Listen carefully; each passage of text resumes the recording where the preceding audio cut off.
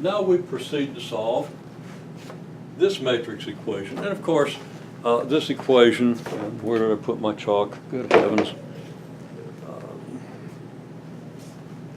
Here we go. This matrix equation stands for system, doesn't it? What's the system? Well, I had to write this down kind of quickly. We just did this in the last couple of minutes of class.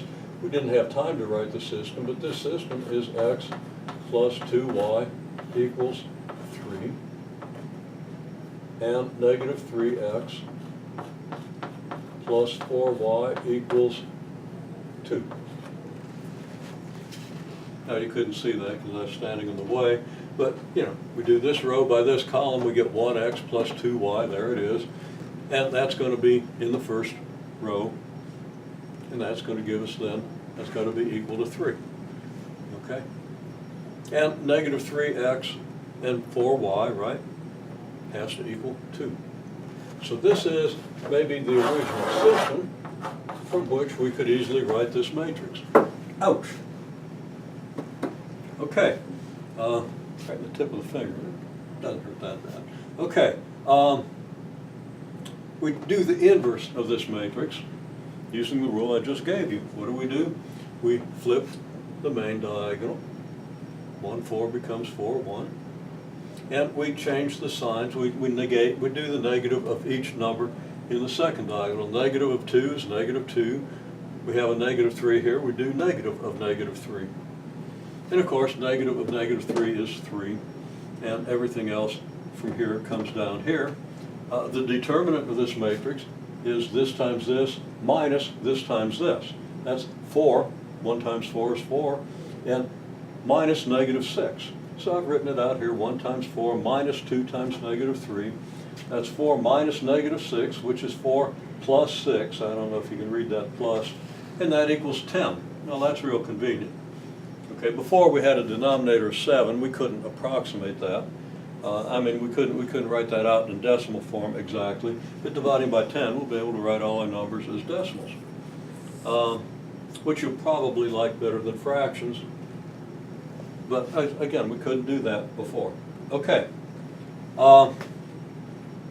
Okay, so the matrix that where we flipped the main diagonal and taken the negative of the numbers in the secondary diagonal, divided by the determinant gives us this, divided by 10.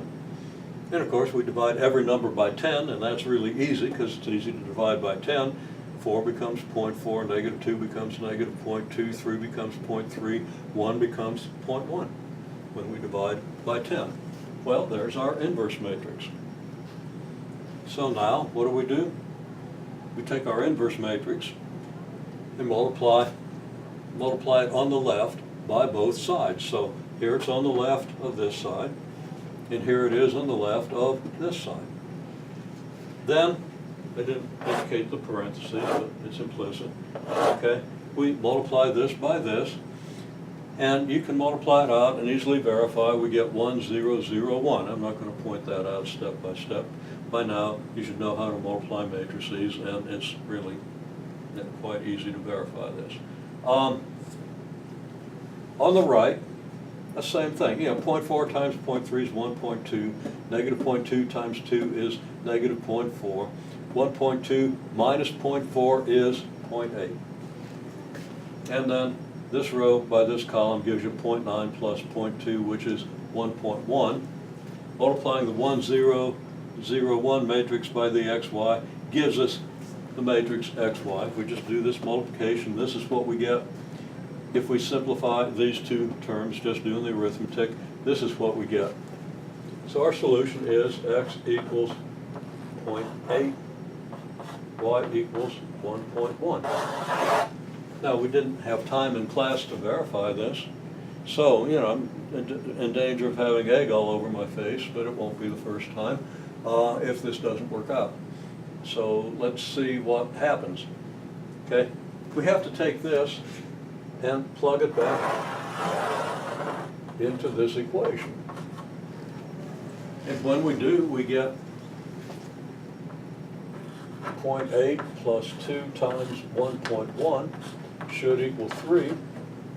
and negative 3 times 0.8 plus 4 times 1.1 should equal 2. Is that true? Well, the arithmetic is easy enough. Okay, this then becomes